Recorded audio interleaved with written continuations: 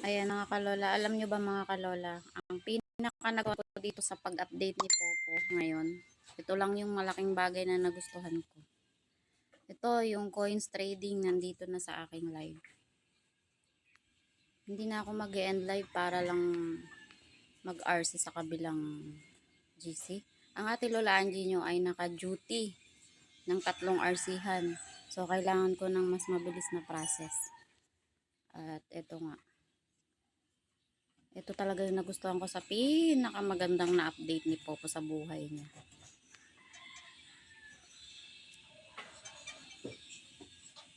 Hindi ko na kailangan mag-end live mga kalola. Pinahihirapan niya ako sa pagkakataon ng mga isang wala nang umuwi ako eh. Palagi na lang. Palagi ako end live. Hindi na ako natatapos sa 4 na oras. 100.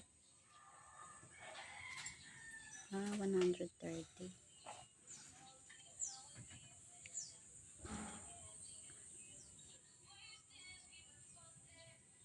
O diba napakabilis mag-RC mga kalola no? Sarap ng buhay.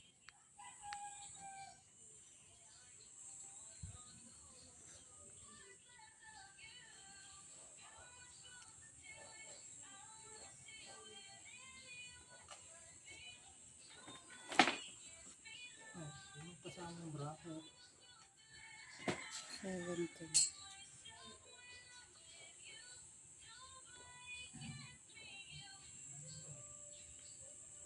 And ganyan lang mga kalola yung mga agent. Yan ang pinakamagandang update ni Popo ngayon sa ano ko. Sa lahat ng mga na-update niya, yan ang pinaka nagustuhan ko sa kanya.